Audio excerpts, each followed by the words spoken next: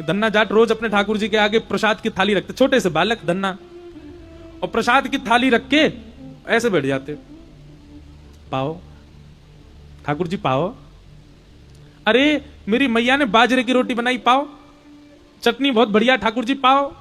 ठाकुर जी नहीं पाते। खूब देर हो गई, ठाकुर जी ने जब नहीं पाया तो धन्ना जाट बोले आपको हमारे घर का प्रसाद भा नहीं रहा है, आप नहीं पाओगे मैं भी नहीं पाऊंगा। भूख ही सो गया। अगले दिन भूख प्यास लगी है, छोटे से बालक को भूख कहां सहन होती है।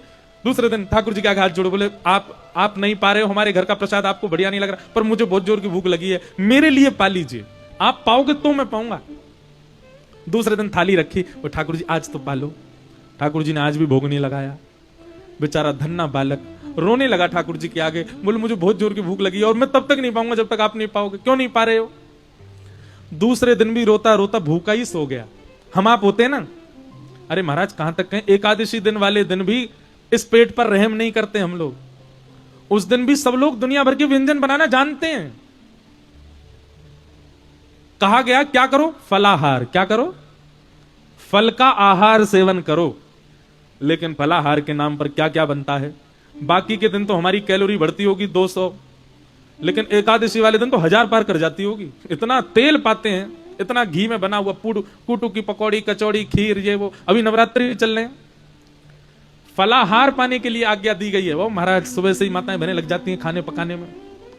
हम कोई विरोध नहीं कर रहे, ये मत सोचना कि हम मना पाओ, पर भाई व्रत को व्रत रहने, व्रत जैसा लगे, थोड़ा अल्प ही पाओ। पर धन्ना ने दूसरे दिन भी कुछ नहीं पाया। तीसरे दिन बेचारा धन्ना, इतनी कमजोरी आ गई, छोटा सा बालक। तीसरे दिन फिर थाली लगा के लाया, बोले ठाकुर जी कल तक तो मैं प्रार्थना कर रहा था, आज तो मेरे प्राण ही निकल जाएंगे, आपने नहीं पाया तो मैं पाऊंगा नहीं जब तक आप नहीं पाओगे। अच्छा पर्दा कर दूं, मेरे सामने बैठ के पाने में आपको दिक्कत है, लो रस्सी लाया, पर्दा कर दिया ठाकुर जी, अब पाओ।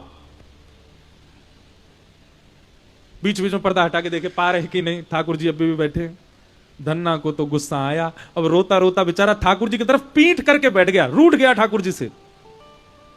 जैसे ही रूठ करके धन्ना बैठा, नेत्रों से आंसू, बोले दुनिया गलत बोलती है, संत महापुरुष गलत, आप भक्त वत्सल हो, आप बड़े दयालु, अरे आपसे ज्यादा निष्ठुर मैंने कोई नहीं देखा। अरे इतनी निर्दयता, 3 दिन से बालक को भूखा रखा आपने। कोई बात नहीं, मत पाओ, मैं भी हटीला हूं, जब तक नहीं पाओगे मैं भी नहीं पाऊंगा, चाहे प्राण निकल जाए मेरे। सिसक सिसक करके रो रहा था धन्ना। तभी महाराज जोर जोर से चटकारों की आवाज आने लगी। चटकारे समझे? जैसे हाथ में कभी दाल चावल लग जाए तो मुंह में उंगली लेके जोर से चाटते हैं ना, और फिर ऐसे चूस करके बाहर निकाले तो जो चप चप आवाज आती है, ऐसे चटकारों की आवाज आ रही थी। धन्ना बोला ये चटकारे कौन ले रहा है?